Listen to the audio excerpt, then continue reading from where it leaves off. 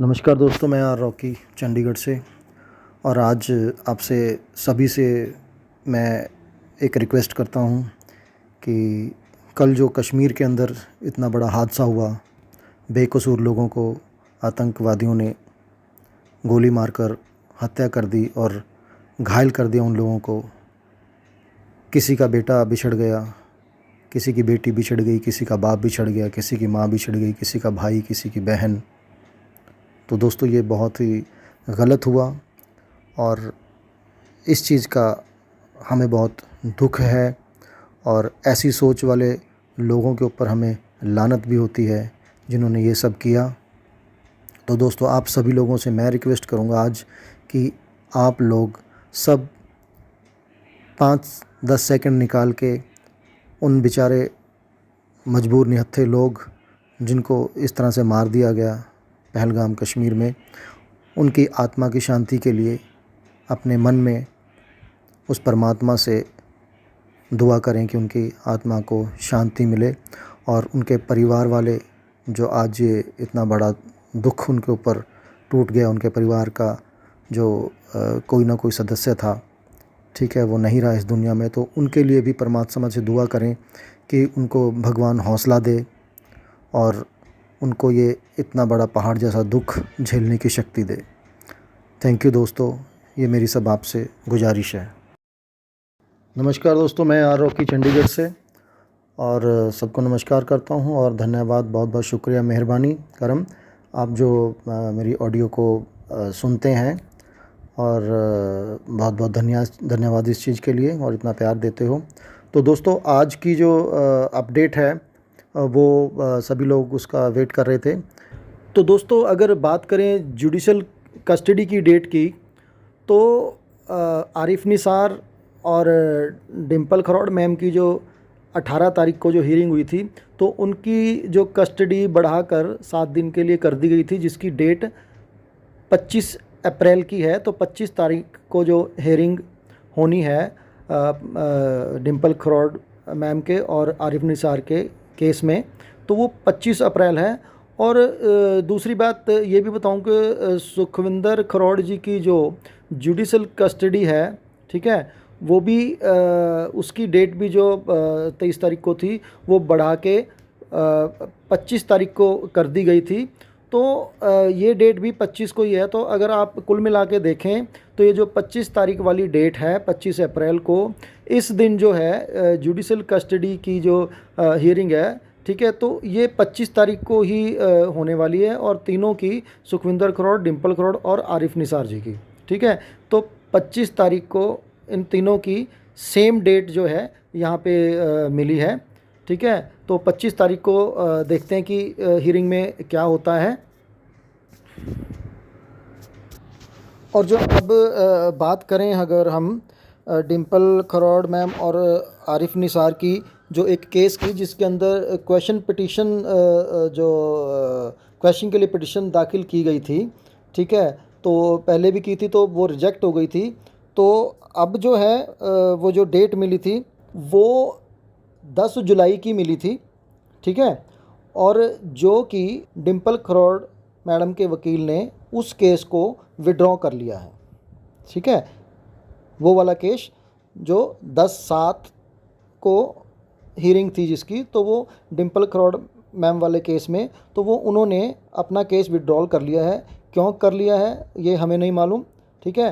तो ये जो एक वेबसाइट के ऊपर दिखा रहा है, तो ये विड्रॉ कर लिया गया है ये केस डिम्पल खरौड़ वाला। और आगे जो आरिफ निसार जी की जो बेल को लेके जो डेट थी आज, और इसकी जो डेट है 28 अप्रैल की हियरिंग डेट है। किस चीज़ की? आरिफ निसार की जो बेल के लिए अप्लाई की गई है, उसकी सुनवाई जो है 28 अप्रैल की है। तो आज जो सुनवाई उसकी नहीं हुई है, तो वेबसाइट के ऊपर वो पेंडिंग दिखा रहा है, आप उसको जाके देख सकते हैं, ठीक है।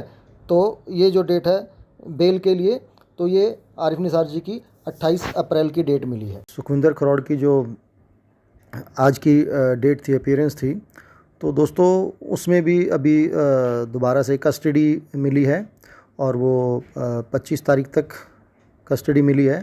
और ये इतनी मतलब शॉर्ट डेट दी गई है, तो कहीं ना कहीं मुझे ऐसा लगता है कि कुछ ना कुछ पॉजिटिविटी के साइन हैं। बड़ी जल्दी ही कुछ ना कुछ मेरे हिसाब से कुछ निकल के आएगा। और अभी बहुत सारी ये बातें मतलब ग्रुप्स के अंदर भी सुनने को मिल रही थी कि 25 तारीख को जो है ईडी चार्जशीट लगा देगी।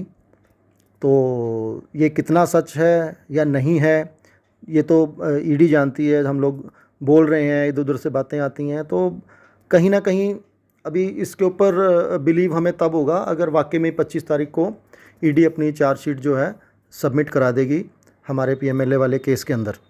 ठीक है, तो 25 तारीख तक में भी कौन सा बहुत दिन रह गए हैं, तो 2 दिन 3 दिन की ही बात है।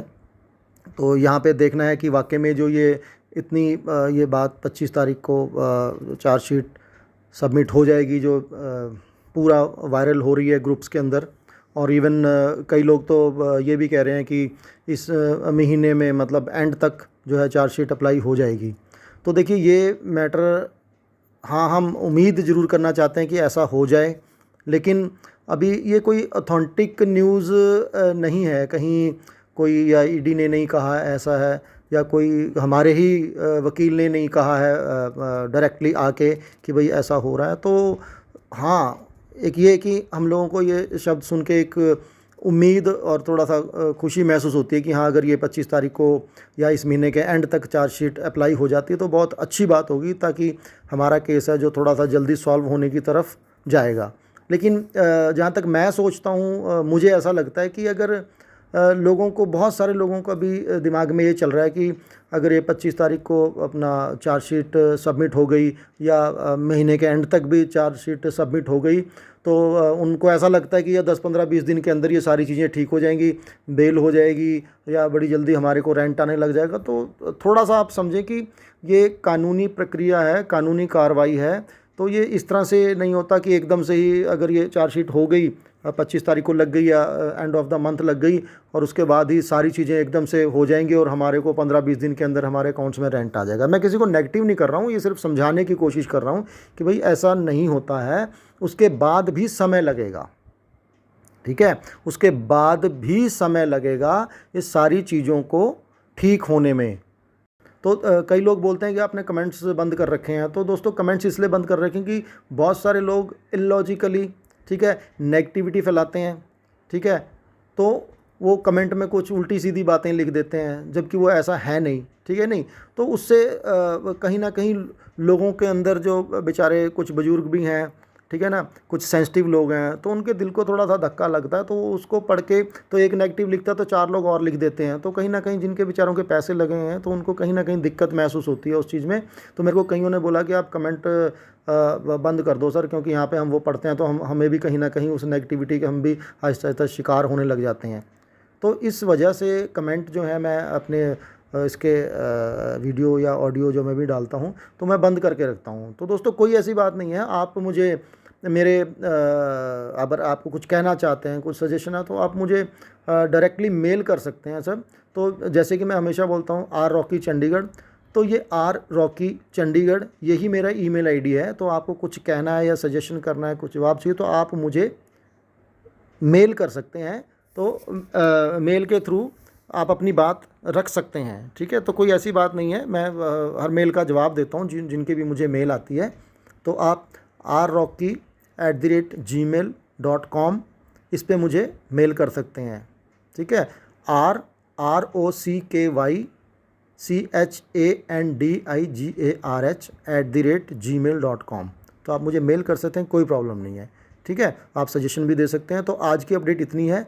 तो आप लोग, मैं ग्रुप में देख रहा हूँ ये जो 25 तारीख की आगे डेट गए, तो इसको लेके लोग बहुत पॉजिटिव हैं। तो उनको लग रहा है कि बहुत ये गुड न्यूज़ है कि इतनी है ना, इतनी जल्दी जल्दी की डेट मिल रही है, फास्ट ट्रैक पे काम हो रहा है। तो ये बहुत अच्छी बात है। आप लोग पॉजिटिव रहिए, अपने हिसाब से सोचिए, कोई दिक्कत नहीं है। लोग जो कहते हैं उनकी भी सुनिए, मैं जो कहता हूँ मेरी सुनिए, लेकिन आप डिसीजन अपने दिमाग से लीजिए, क्योंकि आप समझदार लोग हैं। Thank you very much. Audio सुनने के लिए धन्यवाद।